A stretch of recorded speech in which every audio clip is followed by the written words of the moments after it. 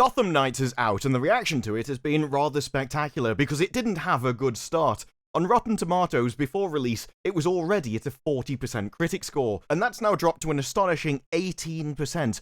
The more reviews this show gets, the worse the score drops. This really is Batwoman 2.0, which isn't a surprise when you find out it's from the same team that made it. Here's to questionable choices. Somehow you managed to make Batwoman an absolute disaster, and then fail upwards to make this as well. The thing is, critics actually liked Batwoman at the time, giving it an 83%, and Gotham Knights is very much just more of the same, doubling down on all of the same practices that Batwoman had, but for some reason you don't like this one. Now, of course, there is the matter of the audience score, with apparently people like this coming in at 70%, whereas in Batwoman, the audience very much hated it. But I actually think that's very easily explained when you look at the number of reviews for each one. Because the audience reviews from Batwoman were actually 8,799, whereas for Gotham Knights, it's 153. Yes, a large part of the people that could be bothered to review it liked it, but you lost most of your customers along the way. This isn't a sign that most of the audience enjoys it. It's a sign that you've lost most of the audience, and no one's even giving you a chance anymore. When you put Batwoman's team in charge of this thing, everybody knew what it was going to turn into,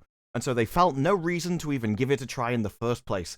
There weren't many reviews for the first episode, because barely anyone was watching it. And you can see that in the ratings themselves. Batwoman Season 1 premiered to 1.86 million viewers. And then you've got Gotham Knights, which premiered to 600,000. Your premiere, your biggest time for the series, only got 33% of the viewers that Batwoman launched with. And considering the first season of that dropped to 700,000 by the end of the series, how low is Gotham Knights going to get? And the thing is, I can't blame people. I always used to watch the first 1 to 3 episodes of most TV shows to give it a chance and see whether I liked it. And now I do that with Korean shows instead, because they actually have a chance of being good. That's how you end up in a situation where the less people actually give a review, the higher the scores get, because CW has got to the audience they've wanted. They've got the audience they've courted, and that audience loves it. It's just not very many people, and it's certainly not enough to run a business. Of course, this doesn't reflect in the critics, because they have to review this for a job. They have to watch it whether they think they're going to like it or not.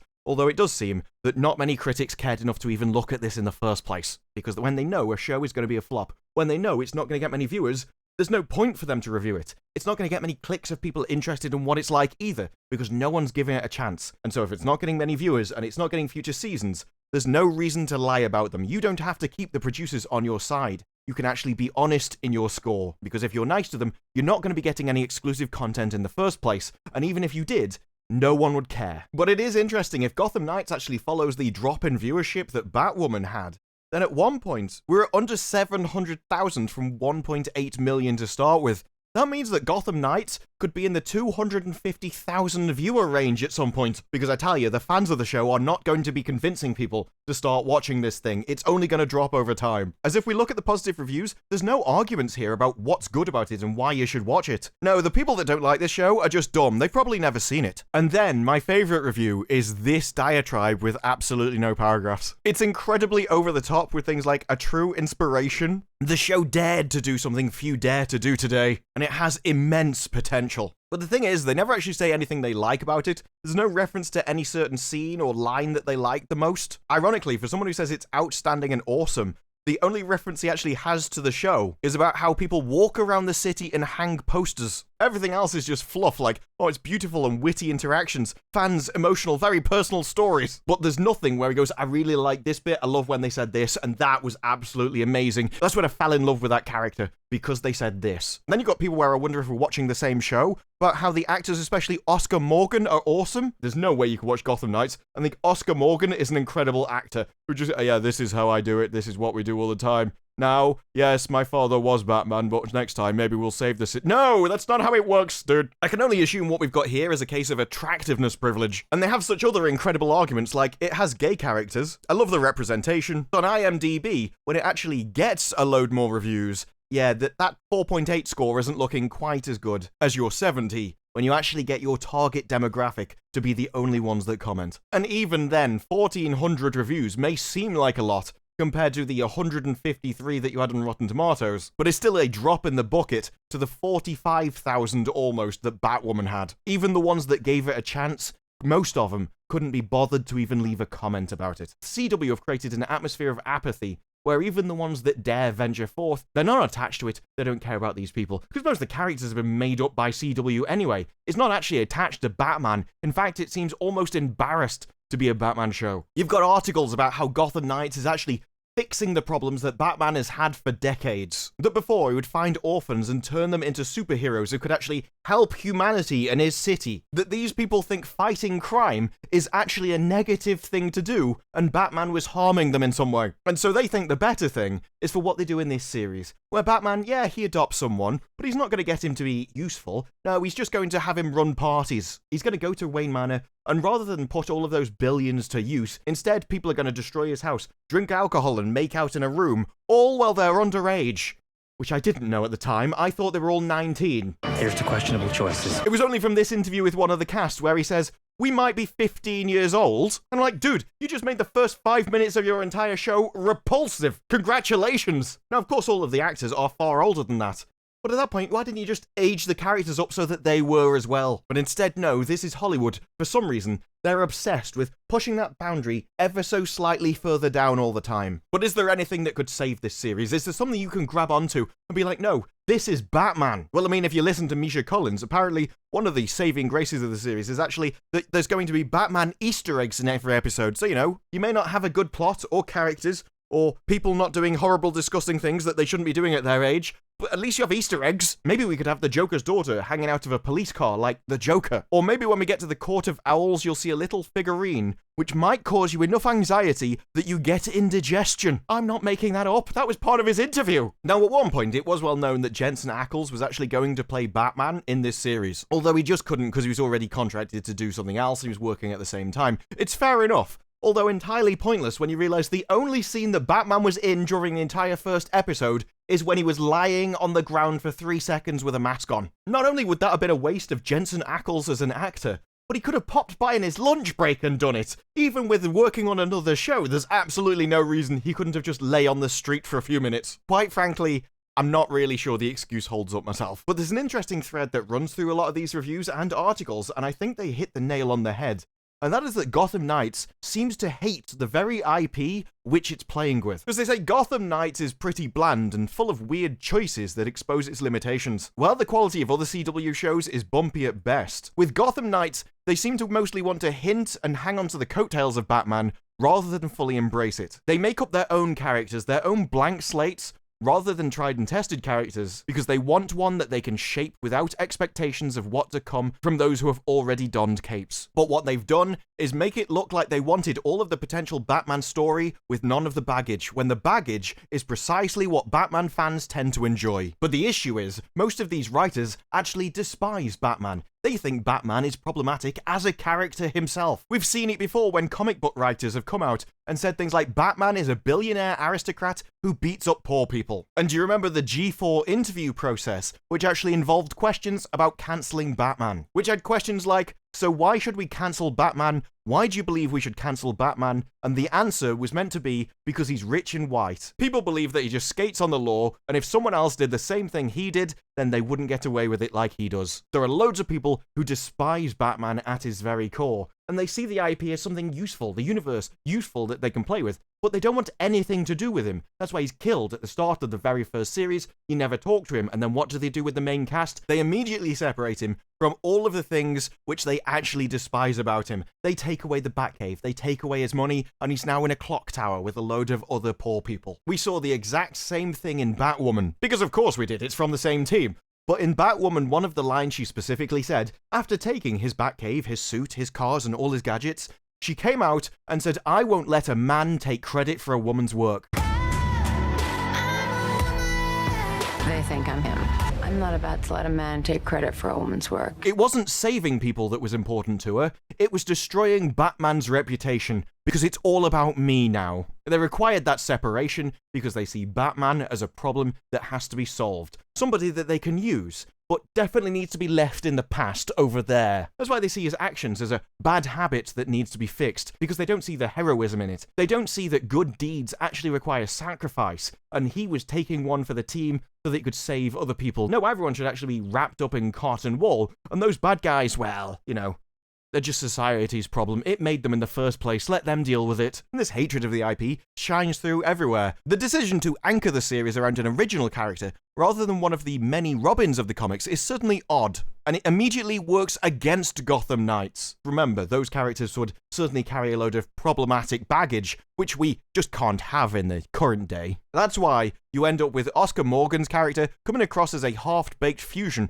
of Dick Grayson and Damian Wayne. And in many of these reviews, Misha is the only person who generally gets compliments, and they're just like, his character's great though, I like him. Oh, and Joker's daughter's good as well, but Misha, it's all about Misha. They all say things like Gotham Knights is thoroughly underwhelming Batman series, with the lone exception of Misha, that takes little advantage of the rich tapestry that is the Batman mythos. I don't know when Hollywood will learn you have to be careful who you hire. If you hire someone that doesn't like the original franchise and is niche, then they're going to write something that hates the original franchise and is niche. You have to hire people who respect and want to reproduce the source material, because that way you get the audience of the source material. This isn't complicated, it's not rocket science, but for some reason Hollywood is completely devoid of anything resembling common sense, because they're in a little bubble in California where these people are their entire world, and it's only when you extrapolate that out to the actual world they realize, oh, no, it's just us in this room, isn't it? We are the 178 people who reviewed the series, and that's got 5 more reviews since I started recording this an hour ago, and it's now dropped to 65, so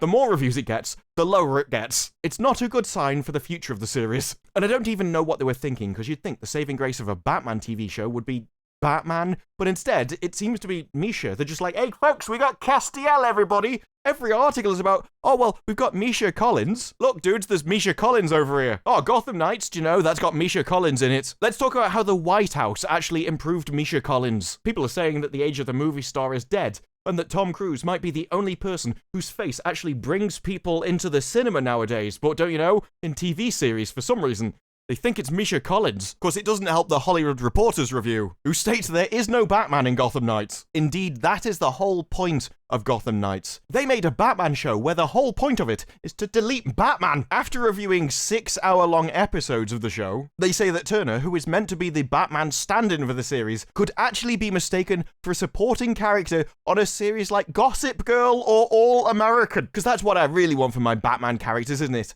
Gossip Girl. And the show doesn't have style or personality to shed a new light on the world. And you don't need a new light shed on Gotham. You could have just done Batman and everyone would have liked it, but instead, no, you had to be new. You had to be unique. You had to hate the source material and come out with something that only the crew of Batwoman could. And yet, even when you tried, the reviews just said, these nights need to start by not retreating so readily into its past, because everybody knows you've tried to do something new, and all anyone wants is the very thing you're trying to leave behind. So with that knowledge, it's interesting, the positives which they try and spin about the show. Why should you watch Gotham Knights? Well, maybe, just maybe, you could watch it purely on its representation. Because apparently something just existing in a show is enough to provide entertainment nowadays. The weirdest part, though, is how he talks about himself being in the TV show in the first place, saying, I wanted to introduce Cullen organically, and not have his identity be the main focus. But the show does the exact opposite. It gets it, rams it in your face, and gone, representation, everybody! It's not subtle at all. And yet, he says it is.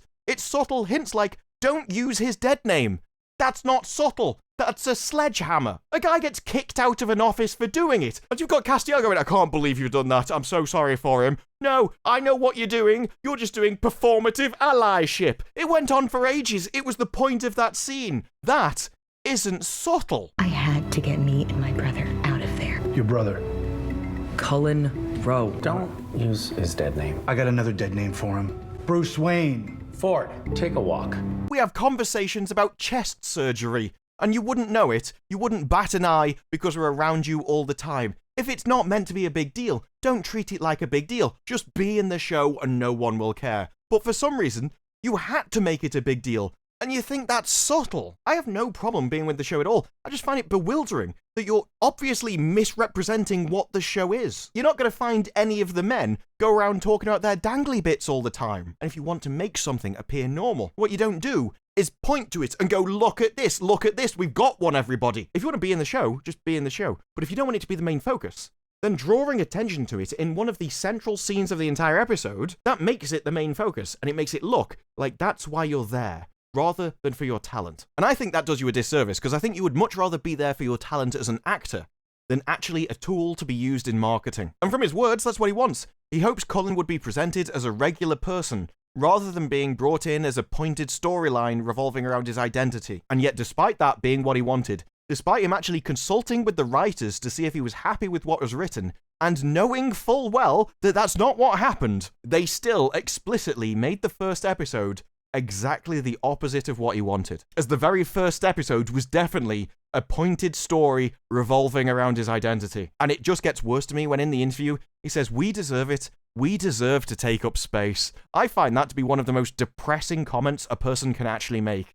I deserve to take up space. Firstly, deserve, I think that's the wrong word there. But you actually dehumanize yourself when you say, "I just want to take up space. The only thing I want to do is move the atmosphere out of a position with my physical mass." You're not even talking about yourself or treating yourself like you're a sentient human being. The only thing you want to do is exist in a location. I want my atoms to appear in a place. You're not talking about your talent or your acting skill or what you think you can bring to a universe. You're not saying how much you love Batman or acting and the enthusiasm you can bring to something. No. It's about taking up space, moving oxygen out of the way, being an inanimate object. My mouse takes up space, but I value it for what it can do, how useful it is, and how well it's designed. I value it for its ability to complete the role I want to an excellent degree. I don't value it because it takes up space. And it might be that attitude why you let the writers walk all over you. Why, despite you wanting one thing, despite you wanting to be presented just as a regular person, which I actually applaud as an attitude,